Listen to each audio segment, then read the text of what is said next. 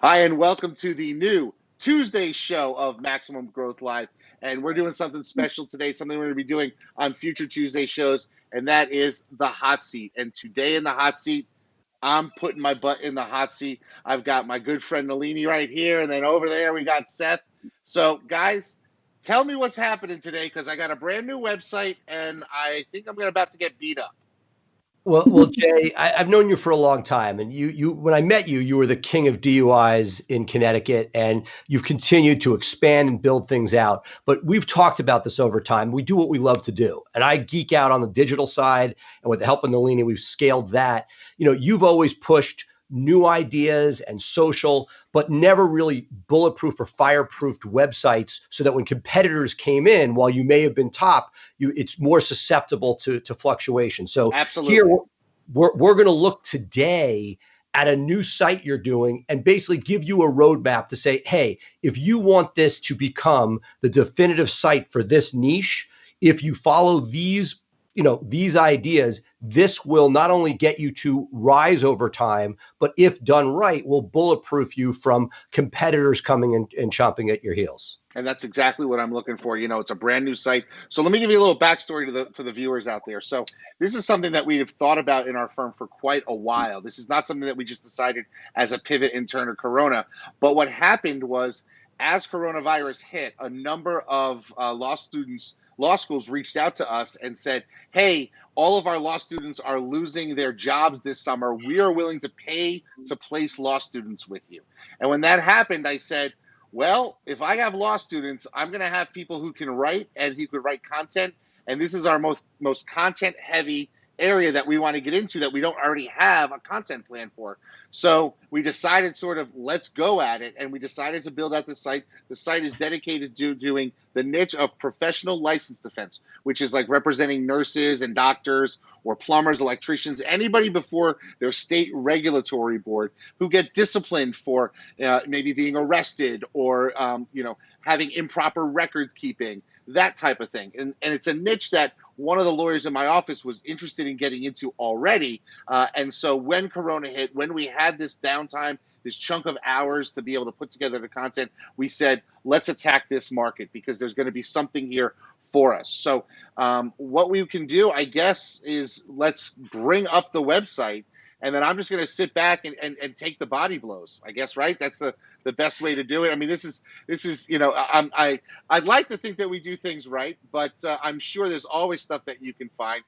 So why don't we do that? Nalini, do you want to share your screen? And that way I can take us off screen, and you guys will be able to do that. We've got the screen up live for everybody. Awesome. And so they can see the website, the website is called thelicensedlawyers.com. And take it away, folks. Yeah, so this is great because this is what I'm doing on a daily basis, kind of looking at websites through those 4 fundamentals that Seth and I talk about all the time. So that's exactly how we're going to structure this conversation. So we're going to look at technical, we're going to look at your local, we're going to look at your content and your link building. First and foremost, Nalini, that's what the fundamentals of SEO are. So everything we're talking about today is essentially the 4 pillars that would make you successful. So again, Nalini and I have been talking about these for years publicly. And the idea is it's no different when we get granular with your site. If there's great content and great links, it will work. And if you forget about those things, then it won't. So we have all sorts of other issues like look and feel, user interface, things like that are an entire another conversation. But for today, for instance, lots of clip art on the homepage, no real person who's going to solve your problem. Let's put that aside and let Nalini get really granular with what are the fundamentals that need to be added to this to be successful. And by successful, right, we mean to actually get you to rank and get that visibility. Exactly like what Seth said. When you're getting a look at your site, if someone is only giving you those visual cues and they say things like, yeah, there's the Shutterstock and that's terrible, that's not going to move the needle for you in the actual search result. So as we uncover this, something that we like to do is kind of create a report that shows you from the 4 fundamentals. So the first one here that we're looking at is a very, very easy, low-hanging fruit is your local. And we look at the directory listings. Are they there? Are they not there? Are they incorrect? And so what I was very quickly able to learn is that you do have, Jay, 3 different locations. You've created the Google My Businesses already. These are the addresses. But what I'm seeing is that we haven't put them through a Moz or a Bright Local or a Yext, something that can take 5 minutes to put it through, pay for it, let it go through, let it sit there, let it accumulate some of this juice and this understanding that Google knows where you're actually providing these services, right? First and foremost, that would be the first thing I would do when I get off this call, and then let them sit there because it's the least amount of work as well. When we look at technical. Well, before you go there, Nalini. So again, for lawyers that are out there, there's, do you go with the least expensive of Moz? Do you go with a Yext that is suppression? They're all different options. But the point is, if you put them through, it immediately gives you an advantage on several levels. One is the local, trying to get yourself into the 3-pack. But the second is you want to look at all those local directories as a link building opportunity, and particularly the 10 most important. So stage 2, after you pay for that, is going back to some of the ones that they populate, but you need to go and touch yourself, like the Yelps, and basically making sure that you take the gimmies. Are you getting the gimme links that are sitting there that not only can you get the link from it, but you're also giving yourself authority when it comes to the local, the name, address, and phone number, which is one of those local touch points for being in the 3-pack. And can I ask, so this is literally a brand new site. It launched, less than a month ago. So it's sort of expected that it wouldn't really have a main directory, a lot of directories knowing about it yet. But for the people who are established out there, is there still value in going in and checking your directory listings to make sure that you exist, even if you've been in practice for 4 or 5 or 10 years even? Yes, yes, and yes. In theory, way back, not that distant future, I said, do it all by hand. It is very laborious, and there are so many great tools out there that can assist you. But after that's done, the next level is to go and interact, particularly with the highest level ones, by hand. But this is non-negotiable, fundamental. Not to do it is malpractice. You have to make sure that you are, taking advantage of this. It's almost like a starter pack that's ready for you, that can give you that initial boost. And at least, and if you're saying for an established site, it should be there. The times we see problems is if somebody has moved or changed phone numbers or name of firm, that's where it can be confusing. But making sure that you take advantage of this starter boost at very least, which hasn't been done here yet. Excellent. The other item here too is, as you can see, there's 3 different screens. And to kind of explain this a little bit more, I know I rushed through that at the beginning, is it's going to show you, it's going to highlight which of your items are not matching the name, address, and phone number exactly as it appears on your Google My Business. So when you see this red here, what it's saying is that when Google is trying to crawl this business information, it's finding a Facebook that has the address and the phone number that matches, but the name does not match your Google My Business. So when you pull these reports, if you're an established firm, it's going to also show you where you need to go back and actually fix, right? Actually log into these places and go update them so that Google can understand that this Facebook is associated with your brand and your business, or else you're not getting the juice from having this actual listing there, right? And Nalini, something I'm going to have you talk about, look at the very top one. So Google right now is confused. Is this something that's the same as Ruane Attorneys? They don't see this as a separate business. I don't know if there's a suite number for it. Is that the same address, Jay, as Ruane Attorneys? That's actually what I'm looking for. Yeah, I have 2 different suite numbers, one for this and one for you see Ruane Attorneys has a suite there. And licensed lawyers does not have the suite because it's a different. Right, but I think that you probably want to create an independent suite for that other one to distinguish it. There's suites are becoming less significant, but I feel in this particular instance, you're going to have an issue because you don't, like Ruane Attorneys pays the bills and makes you your money. Right. You're launching a new thing. The last thing you want to do is create confusion in the eyes of Google. Make sure that it's thoroughly independent, separate phone number, separate suite number, et cetera, so that it doesn't get dragged in together, which it clearly looks like it is now. Okay. And that's exactly what I was going to say there, Seth, too, is what's happening here, too, is that Ruane Attorneys has been established for so long when you look at what I Googled your brand name of the new business, the new website, and I put in the actual full address. But when Google is given that information, they're still seeing this as the most powerful business that's at that address. And so I agree. I do think, Seth, that those suite numbers do matter when you have such a powerful build out existing already and you want to establish a second one. And so I do. I'm going to take this for a moment, and we could do it entire, and we've done a separate show on it. We'll do it again. Yeah. This raises the issue that Nalini and I spend tons of time thinking about, which is one site versus two. Now, for running PPC, absolutely one that just does licensed defense. But if you're trying to rank for licensed defense, adding licensed defense pages to Ruane attorneys going to happen a lot faster. You already have the NAP there. It's all ready to go. And that will start popping almost within weeks, if not months. Again, conversion-wise, it may be off because you don't just do that type of work, but that is the decision and the struggle you always go through when you start a niche. And are you doing are you making your life harder? Jay, you've done very, very well with microsites, and I don't believe them as microsites. They're all over time. If you put the resources in, they become macrosites. It's as if you built another firm. For us at Price Benowitz, every one of our lawyer sites, which could be considered a microsite, has the effort of a regular standalone site. But I think that this is a great example of that coming together, where you have to balance the conversion rate of a site that does nothing but license defense with what would you do? How much easier would your life be if all that data was just put and indexed properly on silos on Ruane attorneys? Gotcha. Yep.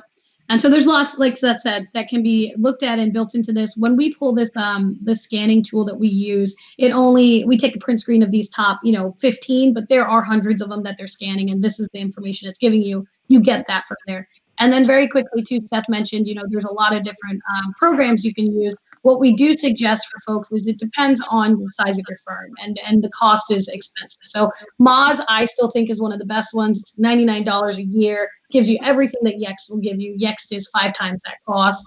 Bright Local, I wouldn't even look into it if you're doing a simple Sally situation. Bright Local is for agencies to use because there's a lot of bells and whistles that allows us to compare you to your competitors and look further into it. Things you're not going to do, so you don't need to spend on that. Gotcha. Just for Local. Anything else to add on Local there, Seth, or questions from you, Jay? Nothing from me. All right, and we might end up bringing it back into the conversation because all 4 of the fundamentals kind of loop in together, but technical. Technical is going to be that foundational element, the behind the scenes that Google needs to understand. How are your pages related to one another? How many pages of each topic do you actually have? How does that coding in the back end talk to the bot and relay that you are the smartest person in the room ahead of your competition, right? So when we're talking about technical, we're talking about the structure of your URLs. We're talking about the title tags and the meta descriptions, the information you're teaching the bot. So first and foremost, Jay, you're doing licensing here. What's going to be your biggest audience, or someone that's really going to make your money here? The nurses, most likely, probably. The nurses. So we're under who do we help? You've got it's very visually appealing to be able to see all the things that you can help. When I come here, it doesn't go away. I can this whole bar stays up. I love it. So if I'm going to go to nurses, let's take a look at what you've got, right? This is your money-making page is what you just told me. So content looks decent enough in length. You might want to actually have that a little bit longer, but this URL structure, is this telling Google exactly what you do as your services? So when we look at this, the way that I like to break down the URLs is that this is your tree trunk. That's your root, right? Everything that comes in the second section is considered a microsite, or a whole separate section on your site that Google can say, okay, well, what do they know about this topic, right? I consider that the branch coming off of your tree trunk. And then these pages are going to be all of your leaves. How much do you have about this microsite, right? The more leaves you have, the more services the more information you're giving, the stronger your branch gets. The more branches you have that are strong in that rank, the stronger your domain authority and your tree trunk will become.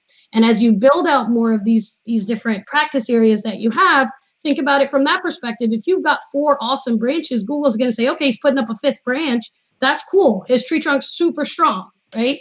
So you do have this. A lot of people, when we look at their websites, and I challenge people listening right now to go look at your site, I bet you have, if you go to your practice areas, that this literally says practice-areas. It doesn't tell the location. It doesn't tell that it's car accident. It doesn't tell that it's DUI. It doesn't tell you what is actually this whole section of your site, right? So you're doing a great job by saying, okay, it's healthcare licenses, and then I've got nurse defense. If I come down here and I look at pharmacist, I would expect to see that it is going to follow suit, and you're going to have healthcare licenses, pharmacist defense, right? Now, what I would do to build this out stronger is, because you have 3 locations that you are trying to target folks, I would make sure that a location was included in this URL structure. So it would become, city healthcare licenses. And then everything that comes off of it should be specific to that city, so that when someone's standing in that area and I am a nurse and I say, my license just got suspended, I need a lawyer, right? Google is going to look at my phone or my computer, figure out where I'm standing, and they're going to say, all right, who in this general area next to the searcher has information about healthcare licenses specific to nurses, right? And if you had that city here and you had that city in your content, you're going to be telling Google that hey, I'm the person for the searcher right now. So just that would be that next step I take. So you're already doing a great job with the structure here. There's just always a little bit more that can be done to be even more specific. The more you teach the bot, the better through your technical, right? Anything to add there? Seth? Yeah, I had a couple thoughts, and I'm going to take this to a more advanced level and thought, which is not necessarily what you'd get here, because there's a lot of low-hanging fruit to clean up. But one thought is, it's nicely organized with healthcare licenses and all those different things under it. But one of my sort of concerns, bigger picture, we're taking to the next level, is that you don't necessarily have people searching for healthcare licenses. You really have people searching for each of those different types underneath. And by going an extra spot off the homepage in hierarchy, are you making it harder to get the juice to those lower pages? Now, if there's not much competition, that's fine. And again, in your case, that may be fine, given that this is not a hard fought after area. But essentially, that is a holding page to that. And it troubles me in general. It's something that it may not be a better answer. It may be the right thing for here. What Nalini's talking about is, do we go geography and then to the specific type of case that's within it? Great. If you're doing, a healthcare and getting to the geography, and you're going to have a different silo for each geography, great. But making sure that you're careful that that's not just a wasted internal page where you're putting a lot of effort, that if that page, and again, it's a double-edged sword, because you don't want to make it nursing defense, because then if that's the primary page and all these other ones are under it, then it would be a bad user experience for somebody going for podiatrists. At the same time, you're going to have to get a lot of juice 2 levels off the homepage to make that a successful page in a competitive market. Yep, and that's what's kind of highlighted here is what Seth's saying, but agreed, you can't just have a Wethersfield nurse licensed defense page. You're going to need the podiatrist, you're going to need all the other aspects you're doing, but it does bring it to a branch. You're no longer having to go to the leaves to figure it out. It makes it that much closer to your strong tree trunk. So pretty much just prioritizing and figuring out what needs to be there. And I'll leave you going back to that healthcare page. If Nalini, can go back to the original structure that he had. The thing that sort of could be done is almost like a symphony with an overture, that you could show the different types of one, which you may in fact do lower down that page, having those all linked out. I know you have your links on the right, but the idea that this is an overarching sort of showing all of your different healthcare in one place, you can get that to be a very long page by having a couple sentences on each type that you do linking to the internal page. The key to be careful about, again, this is higher level stuff. You want to make sure that you don't confuse Google, that they know that next page is your nurse page. At the same time, you're trying to show the Google bot, hey, we're licensed defense. Here's our healthcare. It includes nurses. And here's the nursing page. You want to be able to show a clear path to it where you're not confusing Google. At the same time, having the healthcare page, license page, where you know that there's not a highly searched term compared to those individual sub pages. That's a balancing act you have to do. Mm-hmm. And this is also, you've got a ton of content and a ton of different categories, which is a little bit more than what the traditional lawyer is going to have, right? They have their one practice area, and then they've got their 5 to 6 pages that come off of that practice area that they do. So this is going to be a little bit more in depth, but all of what Seth is saying is still concept of what works for lawyer sites as well. So this is structure. You can see a lot goes into just the URLs, but now when we want to also take a look at your title tags, your meta descriptions, we kind of pull a list, an Excel sheet of all of the pages that are on your website and kind of look at that information. So here what you can see is each page's URL. So each of these is a page. We're able to check very quickly, is there a 404 error? Is the status okay? And you're doing well on that. It's brand new. So you've got, no pages that are ridiculous and are errors in technical issues. But when we look at your title tags, this first one here is your home page. And so, of course, that's going to be your tree trunk and your most important.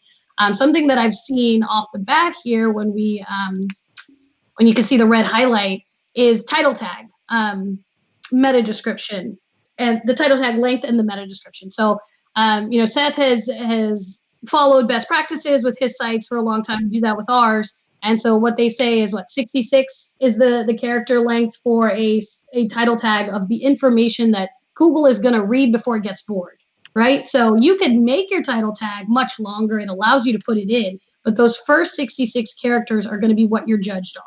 And so, Seth, do you want to talk a little bit about the importance of having a meta description on your title, on your? Well, so let's divide the three points I'll make. First, given that they're not going to read, that Google will not. Historically, we kept Google to the 60 some odd characters. Yahoo would read more, so it was okay to keep it longer. The idea being the award winning is not going to work as a SEO touch point, is a conversion touch point. So first, making sure there is a strong meta description, which I don't see here. Those need to be filled out. Nalini can speak to that. Second, if you are going to have only part of your title tag read, let's make sure it's the keywords you want. Connecticut professional licensed defense lawyers, the licensed lawyers, and then maybe add the award winning at the end of that, so that it doesn't count towards it. But if you look down that list, Lillian, if you could flip back for 1 second, that you see that on those internal pages, you're not using nearly as many characters as you could. There's all this white space under the home page. So for all those other pages, it's sort of, to me, the title tag has always been precious. It's not as precious as it once was. Back in the day, you could put a title tag for anything and it would pop. If you changed the title tag, immediately Google would read that title tag, and it was an overwhelming signal to the SERPs, to the algorithm for the SERPs. Right now, you have all that white space on the right side of Title 1 row E could be used up for other rich keywords to help signal Google. This is your one opportunity to jump up and down and brag about what that page is for, so that, for example, you might even get the word connect, you might even get the town and Connecticut. If it's a dentist, if there's another term you're trying to throw into that same page, like orthodontist, for example, if there's something else that will make you money, you have all that white space to fill in and reinforce that piece before you even get to descriptions, which I'll let Nalini talk about. Yeah, and just on what Seth said there, right? What are some examples of what you could add in that white space? So here is the nurse discipline page, and I like actions taken against Connecticut nurses, but at the same time, what is somebody actually searching? If I've just had an action taken on me, I'm probably going to say, my license is suspended or about to get suspended. So by having those rich keywords in there, that's going to help too with the search. And I can't count up on the fly, but if you had that, what you just had there, suspended license nursing, and then let's say defense wouldn't fit, but you just have it so it reads nicer, but it gets all your rich keywords read. To me, that's the home run. So it's free, short of writing it. If you can make sure that you use up all that white space, it's just extra, really rich opportunity to signal Google as to what you want that page found for. Mm-hmm. Absolutely. And guys, I know that everybody hears about these title tags and all that good stuff, but where does that actually appear? On the search results, this is your title tag, these blue words that you click on. So the consumer is actually seeing it, and it can actually be something from the consumer point of view that they'll want to read and might be engaging for them to click into your site as well. And then as we get into meta description, this part here, the description underneath, that is what this next column that we're going to talk about actually is, right? The meta description of, all right, well, I can see that they do this from that blue line, but now let me read a little bit more and decide if I want to continue and convert into the site. So as we have, the most important, I would say, is your homepage. You don't want it to just be homepage shows up and then you have the blue line. And then what it'll do if you don't have a meta description is it will just take the first few words from that page and it'll cut it off. And that may not be the most succinct or the best way to grab somebody to come to your site. So while you have the opportunity, utilize it, right? You've done that really well with these descriptions that you've made up here for your sites. And so these are going to pull people in, but taking some time to add in the description. Some of these I understand are your category pages. And so this is exactly what Seth was saying is maybe these are almost like a wasted page in between that are closer to your homepage in that site structure that maybe aren't even necessary. What if we cut this out and the next stage was just New Haven, dentist issues, right? And then you don't have these pages that you have to leave blank and you're not telling Google what is this page about. So thinking about that with your structure. But as you look here too, I highlighted these to say that these are definitely your low-hanging fruits of not having a ton of characters. You could probably you could double almost some of these. You're only half as long as you can be. And then some of these down here might be a little bit too long. You want to make sure that if it's over that 66 character limit that you're going to take a look and see, can I move the words towards the end, towards the beginning as Seth said. So, and Nalini, as we move to the next segment, I'll just leave Jay with this anecdote.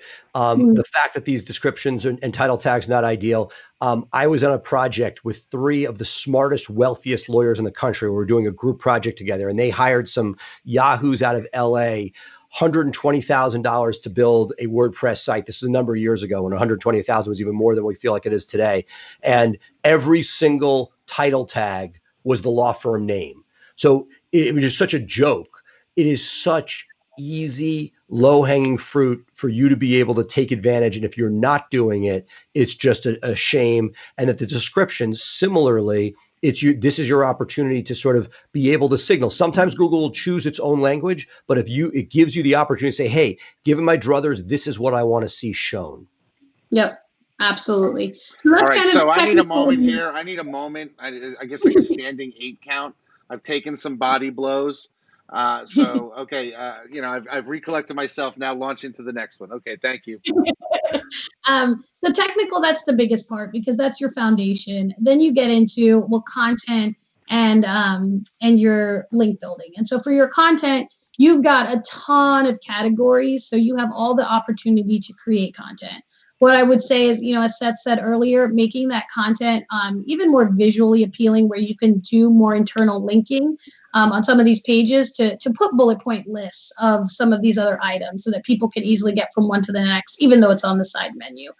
To make the pages a little bit longer, especially your practice area pages, the most important pages, we'd say, 500 to 800 is where you should start, but you can always grow to 1,000 words on a page, which is helpful. But Seth, do you have thoughts on? Well, no, I was going to say for your money landing page, if nursing is where you're going to make your money and you think it's the most, that shouldn't be your 450 word page. That should be 1,000 word minimum. So if you have a money page, making sure those are built out. I would also say, again, this is going back to strategy, higher level. This is not about the quality of your content. It's money balling. You have so many hours of free labor or low cost labor from your law students. How do you want it used? And so, what I don't know is how many people are fighting for licensed defense around the state. And could you get a great silo of nursing defense, right? Yep. Or optometry defense on one page that just references different parts of the state. So it shows that you cover it all. Again, if it's DUI, that won't work. And you need to be more granular because other people are really competing in all these areas. But if you know there are 3 or 4 competitors, you know where they're located and you see what they have online, which is likely not what Jay Ruane's going to end up with. Do you want to sort of focus on deeper, richer content about nursing defense without having to play the game that we do in hyper competitive markets where you're doing pages? This is the dance that I hate doing, but needs to be done. It can't be duplicate content. But when you have 7 different counties or 100 different cities you want to cover, when you're in car wrecks, you may need a page for each of those. But here, you may be able to get away with some FU awesome page on nursing defense in Connecticut showing you cover all these different areas without having to do independent pages for each. Just something to think about and look at the competition and where it's at. Yeah, so my competition My biggest competitor, I guess, in the market has 5 pages total on this practice area in everything, and most of them have 2 pages or one. But the biggest one has, a silo top and then 4 pages underneath it. That's Right, why for we thought, everything. So what I'm saying to you is, hey, assume over time it's going to gain authority and get the links to it that we'll talk about in a minute. Do you need to go with that many different geography pages if you can demonstrate that this is a statewide practice and does it for all these areas, and that you add those 3 naps so it knows where you are? You may not, or you may say, hey, for these 2 or 3 where I have a competitor, I'll build out a page to go head to head against them in their 5 pages. But everywhere else, are you putting resources that could be used better going deep rather than going across this way when it's not necessary? gotcha. Yep. Yep. And I think that that's where everything comes down to context, right? Where you guys are talking about, well, what is my competitor doing? Because that's all I need to do a little bit more than them. It's a rat race. But for some of the lawyers on here who are in more competitive areas, and as Seth was mentioning, I hate having to do it, but it's true. You got to create those deeper pages and show a wealth of knowledge. I think sometimes it's a little bit easier to maybe see it. So Seth, I'm going to pull this up and we'll see what happens here. So this is, Seth's site for the criminal side of things, Dave Benowitz, but he's in DC. And so to see how that structure goes when you get those deeper pages, let's go to DUI, right? Criminal, that's going to be your money-making page. You have that DC DUI lawyer page. These are the pages Seth was just talking about. When you have all these deeper pages that show the different types of issues people could end up in these scenarios for DUI, right? And so as you're looking at this, what Google's able to say through that structure again that we mentioned earlier is, hey, here's your branch, and here's how many leaves are on this branch. Every one of those pages, there were so many of them, there were like 30 pages. Google's able to say that you have 30 pages of information on DC DUI. If someone stands there, there's so much competition, but you have more pages than them. Whereas we're saying with Jay's site right now, that person doesn't have as much, he doesn't have as much competition. He doesn't need to go as deep into creating these pages. But if you're listening right now and you're like, well, I'm not in that boat. I've got somebody who's down my neck and he's got 1 million pages of content. This is the structure that you're looking to build out, is to build each of your practice areas by location and then create those deeper pages across every single location you're doing. But the low-hanging fruit, I'm excited to see the strategy you end up pulling off with this. And as you get the domain authority up, it's going to be easier for you too, right? And then somebody else tries to get into here, you've established it, so they've got to catch up to you, which is the cool part. So content, that's kind of what we have to offer there. In terms of kind of you're building it out, you're not going to have to build out too much more. But I like that you're also doing these internal links to things. So now that you've got your content and you've got some competitors out there who may have similar answers to you, when Google has to say, well, who should I show? Should I show Jay's site or this other licensed lawyer site? It comes down to, well, how many people are actually endorsing your content? How many people are out there raising their hand saying, I trust Jay and I trust his information enough to link from my site to yours? And by having the kind of content that is going to make you an authority or have a cool resource that other people will want to link to, that's step one. You've got so much information on this site already in terms of cut and dry. Here's what the laws are. I wonder if there was a way to make something more interactive. I don't know if you have this on the horizon and ideas. You're always thinking of new things, but taking like the top 10 laws that get broken or something like that and making those infographics or resource pages that are more interactive. And those types of pages, as you create that content, lead to better links and lead to having abilities to go and ask people to link to you. But aside from that, and the way that everybody else functions in the world is, who are you? Who's your brand offline and how do we leverage it? So thinking about what do you have above your competition, your years and experience as a lawyer, you speaking at things, making sure that you're going to all of those websites and that you're getting a link back to this site and to the most important pages, right? And right now you just started it. So looking at kind of this backlink that we pulled up is not going to be really helpful right now, right? You just started. And this is more for me to look at when somebody's established and to say, hey, you've been building really spammy links, or hey, you're a one-trick pony. I see that you were able to get on this one website and every month you go put yourself there more and more. But what you're doing is you're telling Google, I've got one friend out there who trusts me and I keep putting more backlinks there. So the big thing you want to do is make sure there's a variety. Make sure that you're getting on new websites, not just the same old websites. What I have highlighted here in red is just something to look at, and it's interesting when it comes through. Ahrefs is the program we use.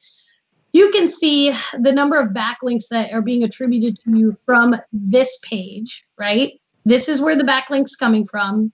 This is what it's linking to on your site, right? This is the title of it, and you can also see the link anchor, which is what are the words that are actually linked on that site to your website. Extremely important, and we'll come back to that in a second. When you see a number like this is insanity, right? That sounds very spammy, that there's 7,000 backlinks coming from. It just means it's probably a footer or something like that. Exactly. And so some people will look at that and you'll be told, oh my God, this is terrible. You need to get this off your site. It's so spammy. You're going to die when the next algorithmic update comes up. But what it means is it could just be this Courthouse Square is a very reputable directory listing. Right? What is happening and where they're getting this number is that when you're on there and you search for any number of keywords having to do with license, you're going to come up in all those search results. And so you're in that many things, essentially. So take it with a grain of salt is my point here, that you really need to look deeper. I'm going to pivot this slightly differently, which is it's just building it over time. Jay, this is what you're great at. It's the natural networking, making sure it's there. The positive is that they're going to all different pages. So this is something as you're building it out, the link URL, it's going to all different internal pages, because look at that nurse page. If you really want to be found for nursing, making sure that you have some links to that internal page. Top page, great. It's the easiest. When you do a press piece, they're going to go to the home page. But if you have the choice, if you're writing a blog, making sure that you get love to that internal page, which I would consider your money page, and that the anchor text is the last piece. You know, back in the day, you could go up to 5% spammy anchor text, Connecticut DUI lawyer. That is something that's a thing of the past. You do need anchor text to signal to Google at some level. We are so conservative on that. So our attitude is high quality content and authoritative links. Stay away from the line. There are people out there that will push further to the line where they want more spammy anchor text, but rather than being Connecticut licensed defense lawyer, you know, having some version of that. And if you, especially given the name of your site, that just having the URL link will do you good, because those are keywords in that link. And so you by choosing a strategic name of giving yourself an advantage over Ruane Attorneys, where if it was going to, as we talked about earlier in this conversation, if you were building this on Ruane Attorneys, you would want to somehow have some version of those licensed defense nurse terms in those keywords, possibly more, because they already know your brand. You're doing everything you can to signal Google what's there without going over the top with super spammy anchor text. Yep. And it's all about that ratio. So if you do have keywords in your URL and your brand name, that's great to just have your name. If you're just a generic law firm and you're John Smith Law Firm, trying not to have 100% of your link anchor as your brand is what you should not be. You should not have 100% of your anchor text, your brand name, if it's just your name, right? Because at the end of the day, if you type in your firm name, John Smith Law Firm, you're going to show up number one. It's a branded search. You're not teaching Google anything new. Link anchor is a great place to teach Google what you do. So using keywords, but not too spammy. Absolutely. Right. So for instance, Jay, when you're speaking, very often it'll be Ruane Attorneys, Jay Ruane. The home run would be potentially without going spammy, right? To get a speaking engagement to say Connecticut DUI lawyer as your link, that's a bit spammy. But Jay Ruane, Connecticut DUI lawyer, that's a contextual link. If that whole thing links, it's not like you're a pure spam, but it is giving Google those rich keywords in there, and that can be helpful to sort of bridge that gap. And a lot of people also ask, well, how do you even determine what the link anchor is going to be on somebody else's website? Like, I'm not the one posting it. And that's when you are submitting content to someone, right? Say you are providing an article that you wrote to a blogger. You need to make sure that you guide them and you show them which parts of that article you want to link to your site. So make sure that you're putting that extra ask in there, and everything will be fine and easy. And no one's going to say no to you in most cases there. So that's link building in a nutshell. And we did local a little bit earlier. So you got your 4 fundamentals there. Generally, any questions on stuff that we went over on the site here? I've got a million, but I'm taking it all in. I mean, it looks like we've got a decent foundation, and now it's just a matter of cleaning up a lot of little little minor things that need to be fixed. And I'm sure no matter who builds your website, there's always going to be a need for a cleanup in times like this. And we did this internally. We certainly don't have the years of experience that you guys have in doing this stuff. So.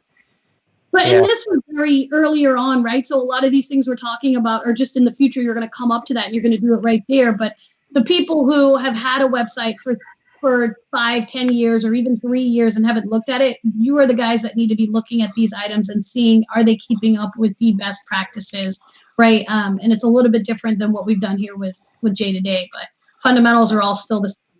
And so I'll stop sharing here. All right, and I'll bring people back up here when you stop sharing. There's Seth, and let's see. Bring me back up here. While you're letting your gears turn, I'm super excited. I hope you've gotten a lot out of this. This is great. I really have. This was great because one of the things I tend to think I know a little bit about this stuff, but seeing it in context really helped me sort of understand the value of doing certain things. And some of the stuff like the titles, I thought we did okay, but obviously there's room for improvement, and that's like anything. Like being a lawyer, you could always improve yourself by studying more and doing things better, just like we can do with this website. So thank you for that. It gives us something to go on. And that's the purpose of the hot seat, right? The hot seat is to not necessarily beat you up and make you feel down, but of course it is going to point out some things that you can be doing better so that you can grow and get better and scale and do what it is you want to do with the advice of people who really truly know what they're talking about. That's why we have Nalini here today on the technical stuff. That's why we have Seth, because the hot seat is important. One of the great things about this forum that we have is that we can really help people sort of get the answers to questions that they might not even know that they have. So that was the purpose of the hot seat. And I certainly thank you guys for being with us and making this happen, because I certainly got a lot out of it. I'd like to think that our viewers did as well. And that report that, I didn't actually scroll through it, the first one that I showed just with the citation screenshots, but that report that we create really does take you through the 4 fundamentals. That's where I got most of my talking points ahead of time looking at your site. And that's something that we just provide. So, if people ever you've had a website for a few years and you just want to take a look at it in DIY or whatever, hit us up and I'm happy to send that over. Yeah, like some of the things that you said, like Moz, that's something that any lawyer could sign up for. Fill that up. They don't need an SEO company to do that.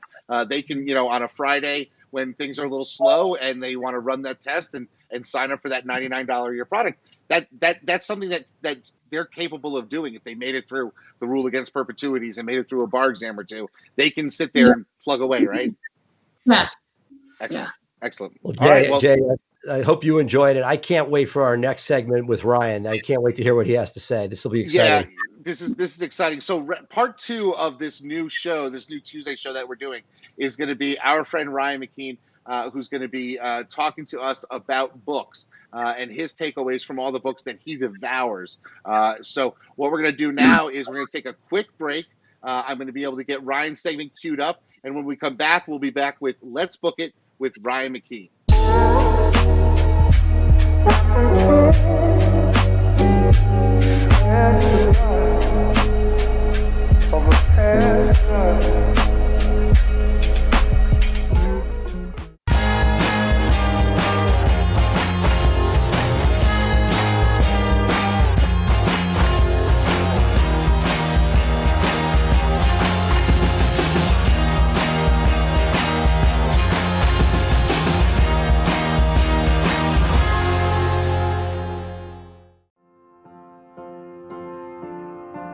In this world today, if you want to grow your business, you want to grow your firm, you want to take on more cases and make a bigger impact, you have to have a digital blueprint.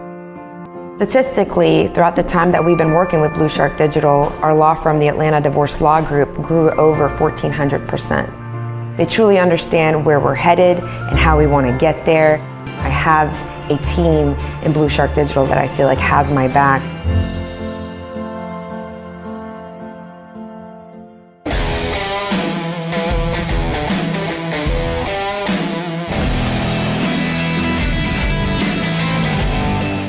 Hi, it's Ryan McKeen, and welcome to the very first episode of Just Book It. Each week, what I'm going to do is review a book and give you the 2 or 3 takeaways that I've gotten from the book and share it with you. And I'm so excited about this. I walk around all the time listening to books on audio and dictating notes into Apple Notes of lessons that I've learned from books that I've been listening to. And I get to share it with you. I'm grateful for this platform, and I'm grateful for Maximum Growth Live. Let's get right into it. My first book that I've reviewed is Hustle Harder, Hustle Smarter by Curtis Jackson. And thanks for the recommendation, Christopher Nicolason. Curtis Jackson, as many of you know, is 50 Cent. And I first heard 50 Cent my first year in law school when I heard In the Club. And that was a very popular song, but that was 18 years ago at this point. So a lot has happened in that time. And Curtis Jackson is a true rags to riches story. He grows up with an absentee father. His mom dies when he's young. He lives with his grandparents. He sells drugs. He gets in with the wrong people. He becomes a successful recording artist, ultimately a successful business person, ultimately a television producer. And along the way, he suffers setbacks. He ends up having to file bankruptcy. He makes mistakes. And in this book, Curtis Jackson explains those lessons, talks about what he's learned, and talks candidly about his successes and failures.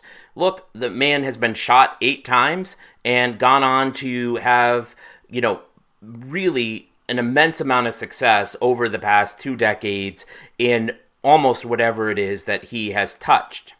So here's my 3 takeaways. Takeaway number 1 is to prioritize fitness and health.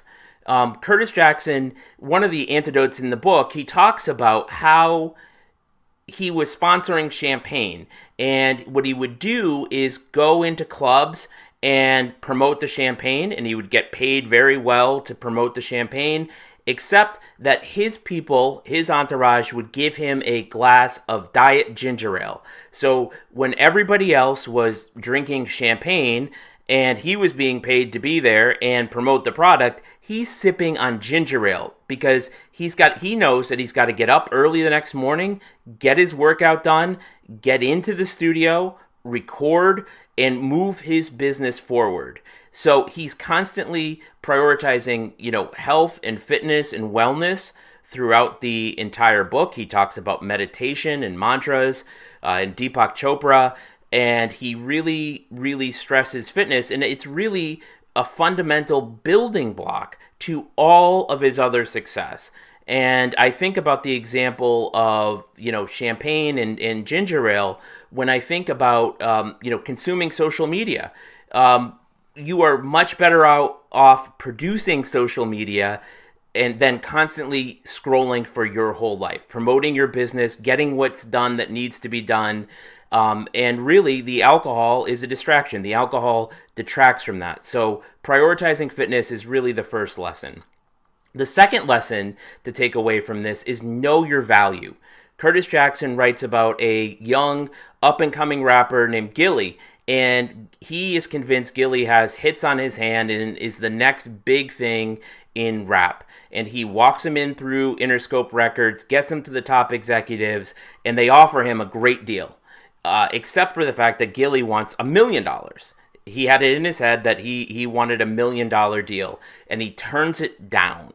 And one of the things Curtis Jackson really makes a point of doing all throughout this book is not focusing on your first paycheck, focusing on the potential for a deal. And he talks about how, a lot of errors that people make is either overestimating or underestimating their value. So a lot of self-awareness as to the value that you bring, and a lot of looking at the big picture potential for a project is very important. Number 3 is really fluid intelligence and the ability to observe people and observe what is happening. And there's 2 great examples of this. One involves my hometown of Hartford, Connecticut, and one of the things Curtis Jackson talks about is how if he knew a song was going to hit in Hartford, he knew it could be a hit elsewhere. It was hard to break through in a place like a market like New York, but in Hartford, it was close enough, but far enough where you could get some traction on songs and really test out what is going to be a hit. The other thing he talks about in this regard really is his deal that he signed with Vitamin Water.